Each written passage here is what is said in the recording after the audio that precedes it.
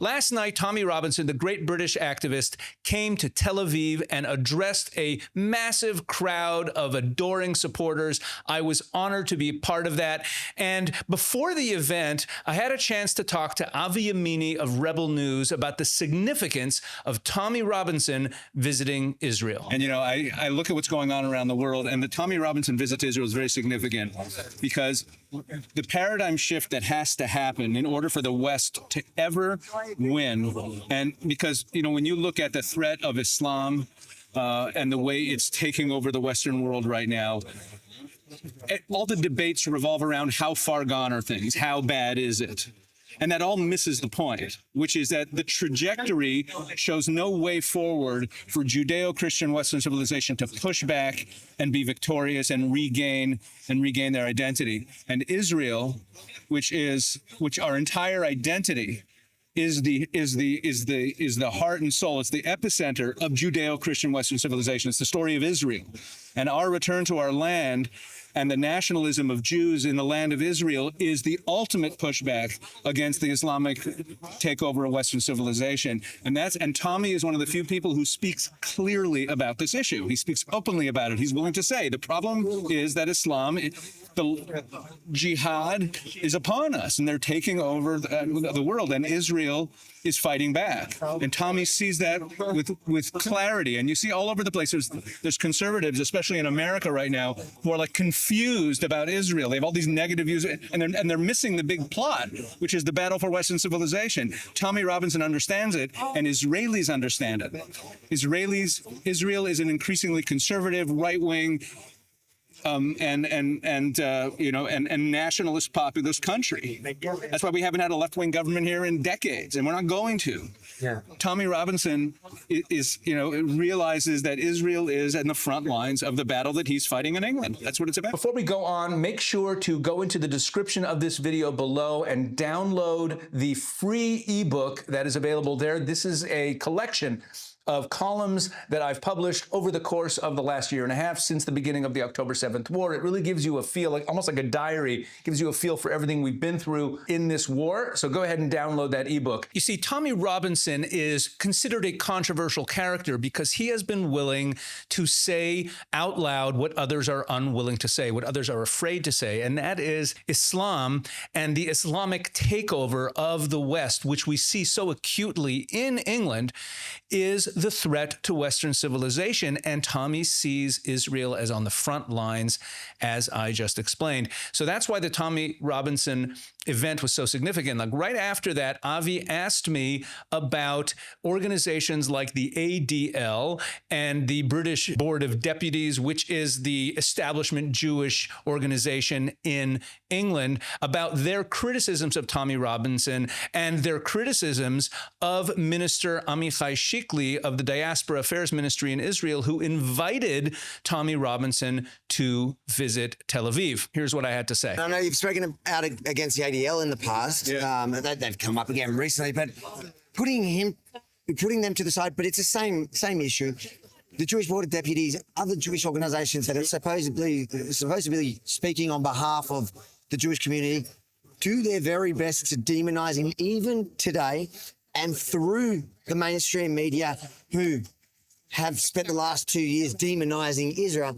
What's your response to that? Well, my response to that is that the Jewish establishment outside of Israel is just increasingly out of step with where the Jewish people as a nation are going. The exile has ended.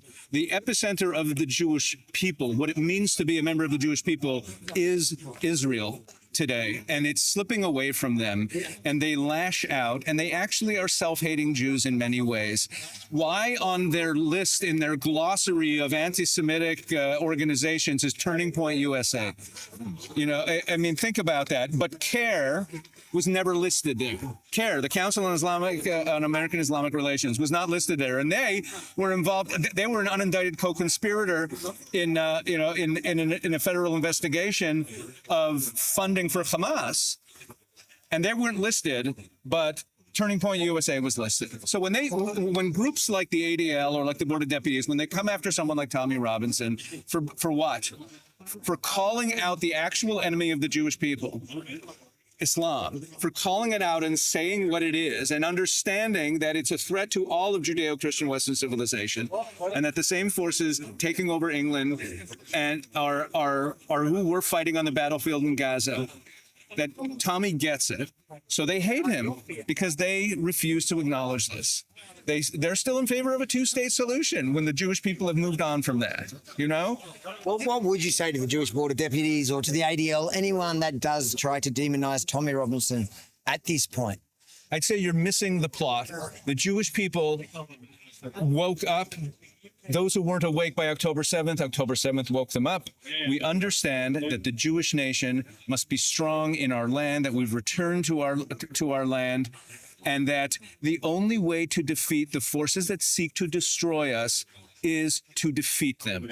We understand that now, and you do not. You remain having an exile mentality, so please just step aside. Stop claiming to speak on behalf of the Jewish people.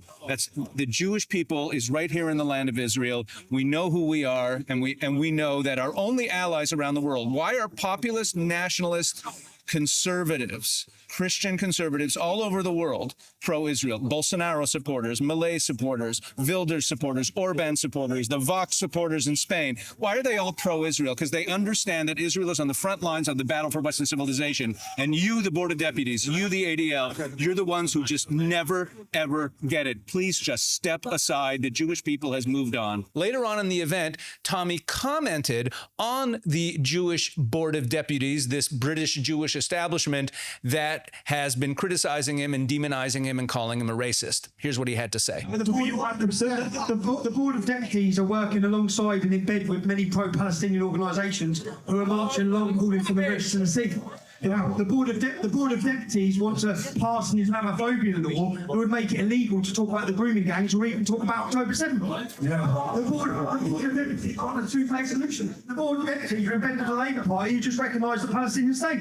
The Board of Deputies have sold out the Jewish community of Great Britain. Bottom line is this: Tommy Robinson understands that Judeo-Christian Western civilization, based on a biblical worldview, is under attack by political Islam that has invaded Europe and is invading America. We have a Mamdani about to be elected mayor of New York City. And Tommy Robinson is someone who understands that threat. And that's why he came to Israel. And that's why he shows such support and solidarity with the Jewish people, because we are fighting the same enemies that threaten the rest of the world. So kudos to Tommy Robinson for coming to Tel Aviv.